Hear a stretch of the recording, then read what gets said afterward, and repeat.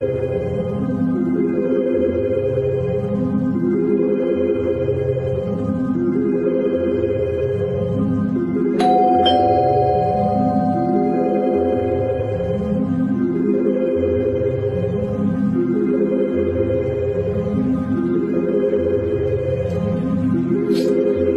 चौहान। जी ma'am आपका parcel. भैया नहीं चाहिए प्लीज। मैम अगर आपको नहीं चाहिए तो आपने जहाँ से ऑर्डर किया है वहाँ से आप रिटर्न रिक्वेस्ट डाल दीजिए, वापस हो जाएगा, पर यहाँ तो आपको लेना पड़ेगा। ठीक है दीजिए। मैम हाँ एक गिलास पानी मिलेगा? भैया आप कहीं और पी लो पानी प्लीज।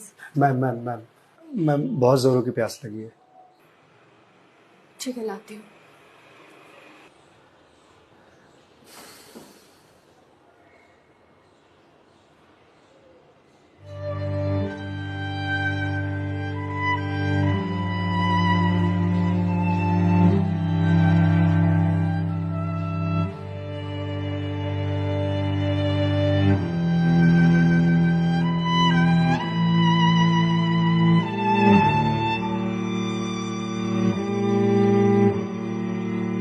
लीजिए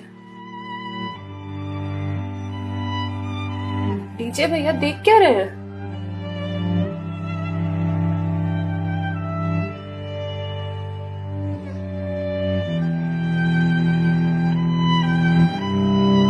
मैम आपको कोई दिक्कत है? मतलब आप किसी परेशानी में हैं? भैया पानी पीकर ग्लास दीजिए आप।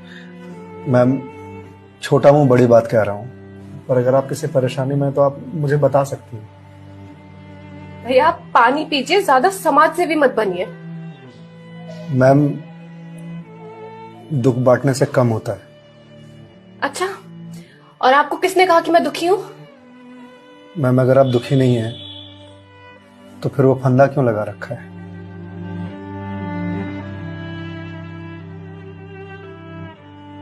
मैम मैंने सुना है खुशियां बांटने से बढ़ती हैं और दुख बांटने से कम होता है। मैम बड़े से बड़ा दुख कम हो जाता है अगर आपके पास कोई सुनने वाला हो। मैम प्लीज मैम रोइए मत मैम देखिए, ये तो मुझे नहीं पता कि आपको क्या परेशानी है, पर अगर आप मुझे बताएंगे तो शायद मैं कोई सॉल्यूशन निकाल पाऊं। नहीं, कोई मेरे लिए कुछ नहीं कर सकता। मेरे पास अब मरने के अलावा कोई ऑप्शन नहीं है। मैम ऑप्शन तो ढूंढने से मिलता है ना। आप एक बार मुझे बताइए ना, शायद मैं कोई जीने का ऑप्शन ढूंढ पाऊं आपके लिए। क्यों बताऊं तुम्हें? क्या कर लोगे तुम? मैंने बोला ना, मेरी हेल्प कोई नहीं कर सकता है। मैम आप अगर मुझे नहीं बताएंगे तो मैं वैसे भी कुछ नहीं कर पाऊंगा, पर अगर आप मुझे बताएंगे तो शायद मैं कोई हल निकाल पाऊं। और अगर कोई हल नहीं निकला तो आप तो वैसे भी सुसाइड करने जा रही थी, तो जाने से पहले अपना दुख मुझे बताते जाइए प्लीज।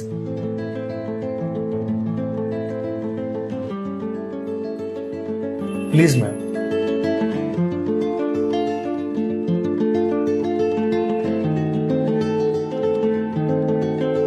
मैं ईएमआईज़ के चक्कर में फंस चुकी हूँ। मतलब मैं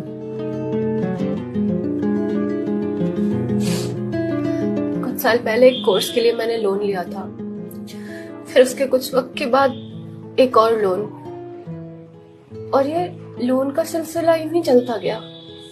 इस महंगाई के जमाने में पैसे की जरूरत तो हर किसी को पड़ती है, मुझे भी थी।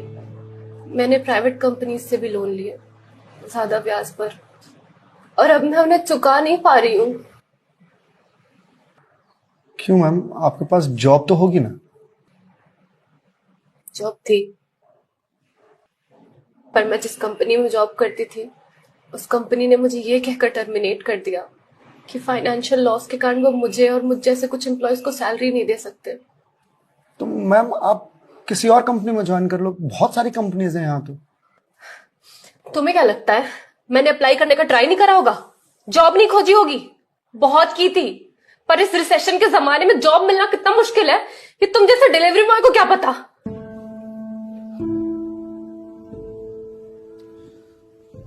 आई एम सॉरी मैम, शायद आप सही कह रही हैं, मुझे इस बारे में कोई जानकारी नहीं है। जॉब जाने के बाद मेरे से चीजें हैंडल नहीं हो रही हैं। बैंक से रोज कॉल्स आते ईएमआईज भरने के लिए, और प्राइवेट कंपनी वाले फोन कर कर के धमकियां दे रहे हैं। मैं इस लोन के जंजाल में फंसती चली जा रही हूँ, और अब मेरे पास सुसाइड के अलावा कोई और ऑप्शन नहीं है। मैम, ऑप्शन क्यों नहीं है? आप ये बात अपने घर में बता सकती हैं, अपने पापा को बता सकती हैं। नहीं, मैं ये बात अपने पापा को नहीं बता सकती। क्यों मैम? मेरे पापा रिटायर हो चुके हैं, उनके ऊपर पहले से घर की बहुत रिस्पॉन्सिबिलिटीज है। वो मेरी शादी के लिए पैसे भी जोड़ रहे हैं। मैं उनसे किस मुंह से पैसे मांगू? मुझे पढ़ाने के लिए, बाहर भेजने के लिए उन्होंने ना जाने रिश्तेदारों से कितने ताने सुने होंगे, और अब जब मैं उन्हें ये जाकर बोलूंगी तो लोग क्या कहेंगे? मैम, पैसे आपको अपने पापा से मांगने हैं या लोगों से? पापा से लेने हैं। तो फिर अब लोगों का क्या है? लोगों का तो काम है कहना, वो तो कहते रहेंगे। पर मैं किस मुंह से जाके अपने पापा को ये बोलूं? किस मुंह से मांगू पैसे उनसे? जिस उम्र में मुझे उनका बोझ उतारना चाहिए, सहारा बनना चाहिए, उस उम्र में मैं उन पे ही बोझ बनूं?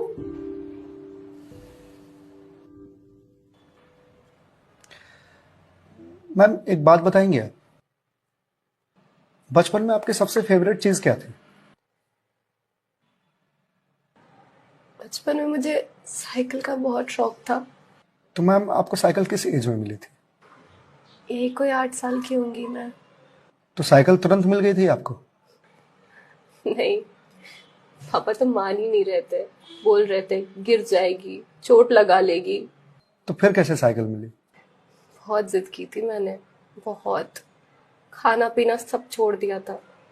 तो मैम, साइकिल के लिए जो जिद किया आपने, तो शर्म आई होगी आपको? तो मुझे मुझे क्यों शर्म आएगी? पापा है वो मेरे, उनसे जिद नहीं करूंगी तो किससे जिद करूंगी? तो मैम, जब बचपन में साइकिल के लिए जिद करने में शर्म नहीं आई, तो अब क्यों आ रही है? मैम, अभी आपने कहा कि आपके पापा आपकी शादी के लिए पैसे जोड़ रहे हैं, और आप तो यहां सुसाइड कर रही हो। तो वो उन पैसों का क्या करेंगे? या उन्हें यह जानकर बहुत खुशी होगी कि उनकी बेटी ने शादी का बोझ हल्का कर दिया उनके सिर पर से। मैम, आपको मालूम है, हमारे जनरेशन की दिक्कत यही है कि हम अपने आप को इतना बड़ा समझ लेते हैं कि हम अपने पेरेंट्स से ही अपनी बात छुपाने लगते हैं। कभी ये कहकर कि पापा मम्मी नहीं समझेंगे, या कभी ये कहकर कि मैं उन्हें परेशान नहीं करना चाहती, या कभी ये कहकर कि हम दोनों की सोच नहीं मिलती है। एक बार आप अपनी दिक्कत अगर अपने पेरेंट्स से शेयर कीजिएगा ना, तो आपको जीवन में फिर कभी सुसाइड करने की जरूरत नहीं पड़ेगी, या मेरे जैसे किसी अनजान से अपनी बात शेयर करने की जरूरत नहीं पड़ेगी। प्लीज मैम, एक बार शेयर करके देखिए। उनसे बेहतर दोस्त इस दुनिया में कोई नहीं हो सकता। प्लीज मैम, एक बार ट्राई कीजिए, प्लीज मैम।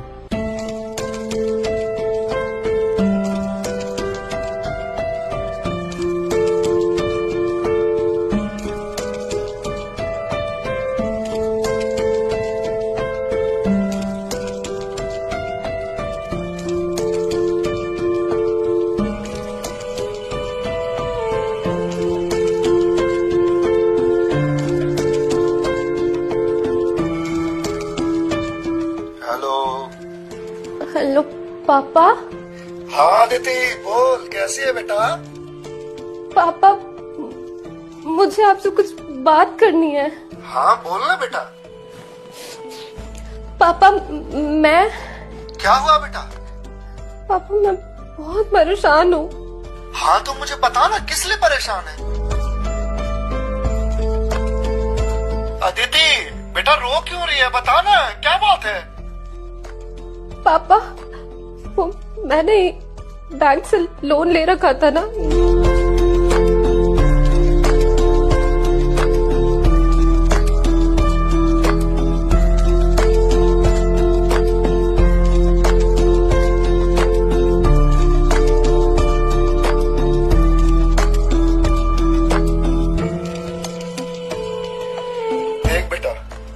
हो गया सो हो गया, तू चिंता मत कर, मैं हूं ना, अभी तेरा बाप जिंदा है, मैं काम करता हूँ, मैं कल ही तेरे पास आता हूँ, तू बिल्कुल भी चिंता मत कर।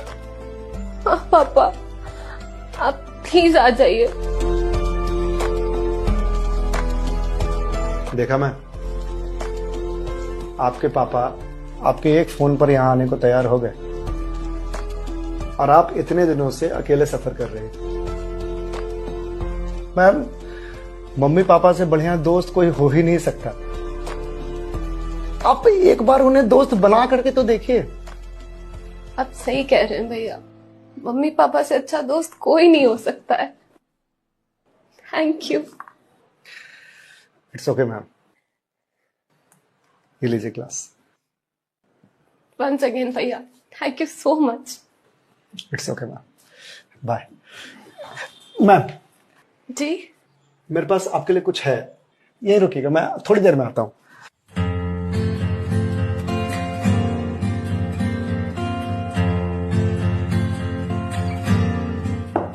मैम। जी भैया।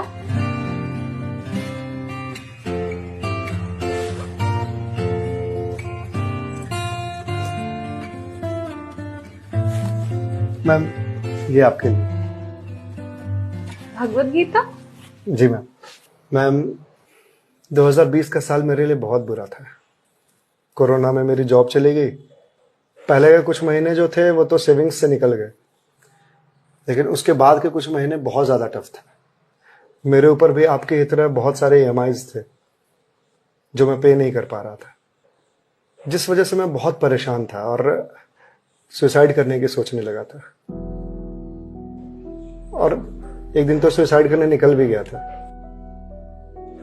लेकिन पापा ने मुझे पकड़ लिया।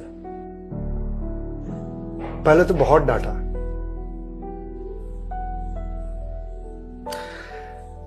फिर उसके बाद सीने से लगा करके कहा कि तू चिंता क्यों करता है, मैं हूं ना। उन्होंने ही मेरे सारे बिल्स पे किए और उसके बाद ये भगवत गीता दिया मुझे और बोला, बेटा जीवन में जब भी कोई परेशानी आए, किसी चीज का हल ना मिले तो ये पढ़ लेना, इसमें जीवन की सारी परेशानियों का हल तुझे मिल जाएगा। और मैम, वो दिन है और आज का दिन है। आज जिस कंपनी से मैं आपको डिलीवरी करने के लिए आया हूं वो मेरी ही कंपनी है। आपकी अपनी कंपनी है? जी मैम। कोरोना के बाद मैंने अपना स्टार्टअप शुरू कर दिया था जॉब जाने के बाद, क्योंकि जॉब मिल ही नहीं रही थी। तो अगर आपकी कंपनी है तो फिर ये डिलीवरीज आप क्यों कर रहे हैं? मैम, मुझे अच्छा लगता है अपना काम खुद करना, और शुरुआत तो मैंने अकेले से ही किया था ना। आज भी जब मन करता है तो निकल जाता हूँ डिलीवरी करने के लिए। और देखिए, आज तो निकलना मेरा सफल रहा, आपसे मुलाकात हो गई। और जो सीख मुझे भगवत गीता से मिली वो मुझे आपको देने का मौका मिला। मैम, वैसे तो बहुत सारी बातें हैं इसमें सीखने की, पर जो सबसे अच्छी बात मुझे लगती है वो ये कि जो समय है ना, ये कभी एक सा नहीं रहता। आज बुरा समय है तो कल अच्छा समय जरूर आएगा। आज अंधकार है तो कल सवेरा जरूर आएगा। इसलिए कभी भी अच्छे समय में इतराना नहीं चाहिए और बुरे समय में विचलित नहीं होना चाहिए। समय है, कट जाएगा। मैम, इस एक थॉट ने मेरी पूरी जिंदगी बदल दी। मैम, तो अब आप पढ़िए इसको, देखिए शायद आपको कुछ और मिल जाए। पर मैम, जो भी मिले उसे लोगों से शेयर जरूर कीजिएगा, क्योंकि कहते हैं ना, ज्ञान बांटने से बढ़ता है। Thank you.